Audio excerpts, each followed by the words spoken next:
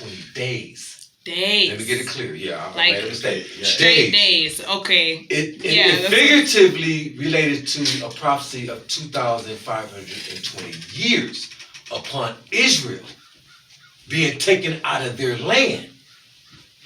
From that point. From that point. Mm-hmm. So when 2,520 years in, the 7-year generation, or the 7-year tribulation is to occur between this Messiah ben David, or this Davidic ruler, and a Roman ruler.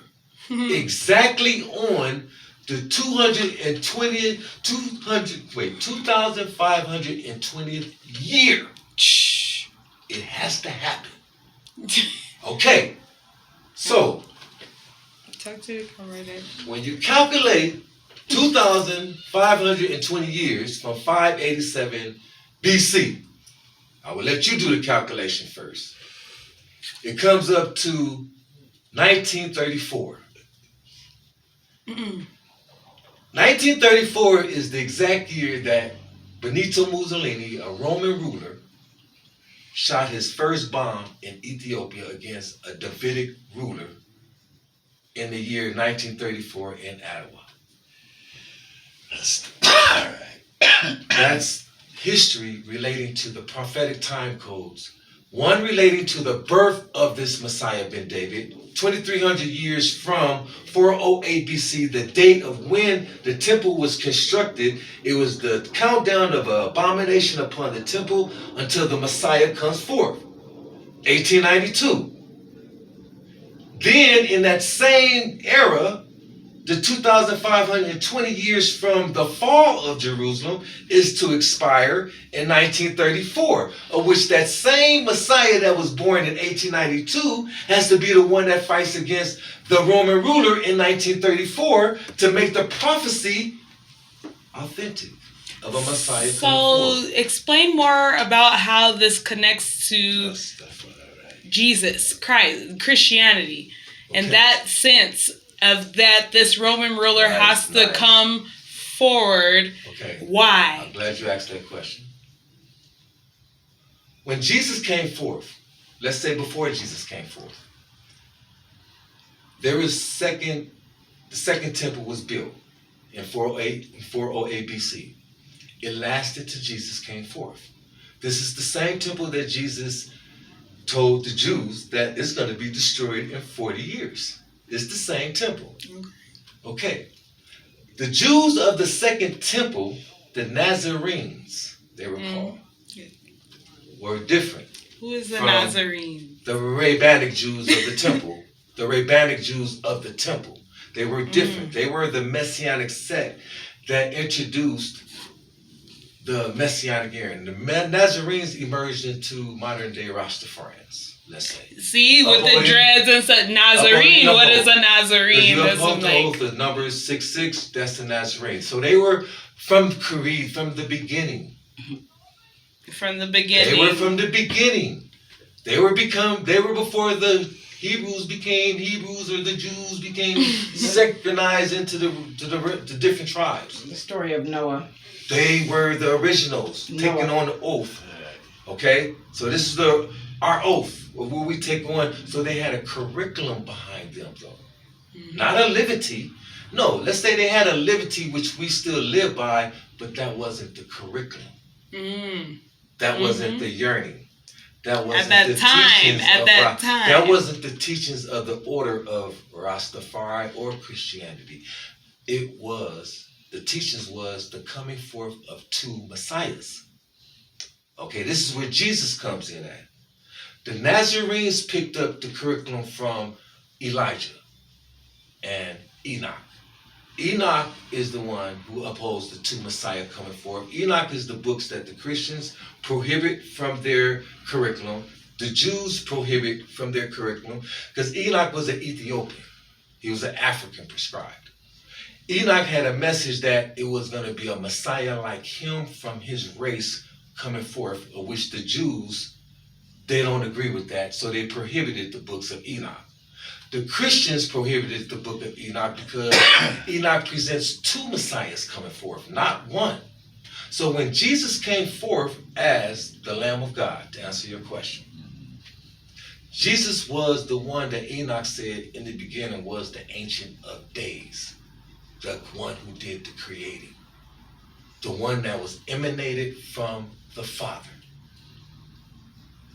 One emanated is brought forth as the begotten Son, bringing forth. He was brought forth. Now, Yahshua's role, which we call him Yahshua, Why? Why? That's his human name when he came forth. In his pre-eternal state, he was the Elohim. Yes, definitely. He was the Elohim of the Old Testament. Elohim. See all these different names, See, and he was the Most High. Define the same person. Yes. You see? Yes. But when you get prophesy and see history that it actually pertains to the same person, no matter what name you call it. Yeah. It is history and facts and evidence and research. And that's what you guys are bringing here. Yes. Definitely. Yeah. And to continue with Jesus, because this is what because the connection, because it's a Christian. He is the master of this whole plan. See, we cannot take Jesus, and I don't even want to use the word Jesus. I want to use Yahshua, because there's no J. Yahshua. I want to get closer to the roots. Yes. Because some might get offended of using that word, because there's two different terms of Christianity: Afrocentric, European. Europeans use Jesus. Afrocentric is Yahshua. Okay, so let's stick to our traditional roots. Yeah. Now, with Yahshua prescribed as that Ancient of Days. Now, this is the most important thing of this whole reason right here. Enoch seen 3 personages when he visited heaven. 3. He seen 10th heaven where eternal Father was sitting. He seen a 7th heaven where the eternal Son was sitting. And he seen on the 7th one like a son of man. One like a son of man. Can you repeat that for me, please? Just one time. One more time. Anything. Anyone looking in the book of Enoch? Because this is. I need to read that book, clear. you know. Rastafarians have to study the book of Enoch to understand the dual. That's before Genesis, right? That is before Genesis. Yes. Before Moses. Yeah. Moses wrote the books off of Enoch. The prophets wrote the books off of Enoch. Yeah. They didn't have no books but Enoch. Right. Okay? Yes. So Enoch is the key. And if a Rastafarian today ain't mastered the books of Enoch, they don't understand the role of His Imperial Majesty alongside with Jesus. He is not. Okay, I don't want to jump ahead. Yeah, so what I'm saying is, Yahshua is in the Old Testament the one that appeared unto man. Because it was confirmed that no man has seen the Father ever in history, not even an angel. This is the words of Yahshua. So if no one has seen the Father and there was a deity in the Old Testament appearing unto man, Yahshua, that was him in his pre-eternal state. But there Enoch seen one like the Son of Man walking with Yahshua in the beginning of time. That was brought forth by the hands of Yahshua, just like the angels were brought forth. Not like man. Man was brought forth from the dust. But these, like angels, and this Son of Man was brought from the hands of him. Because he is the hands of creation. So, he promised Adam, when Adam, whatever the situation was going on in Adam, this same Ancient of Days promised Adam that he would appear on earth as a man, as a son of man, and give mankind a spiritual restoration that the Father may receive their souls back from where Adam lost that privilege of God having man's soul. Yeah, from Noah, from the Satan. Yeah. When he lost that kingdom, when Adam lost that kingdom of God, when he fell, that was given to the satanic forces. So they had to. So alongside with the authority of earth, Adam lost his soul. Well, that's where we go into the hell pit. That day you were showing. And that's what he had to save us from, the Son that came from the Father.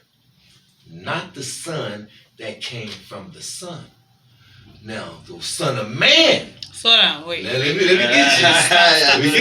get you. Because, hold on. So I'm going to emerge it into Christianity. I'm going to show you I'm going to answer your question clearly.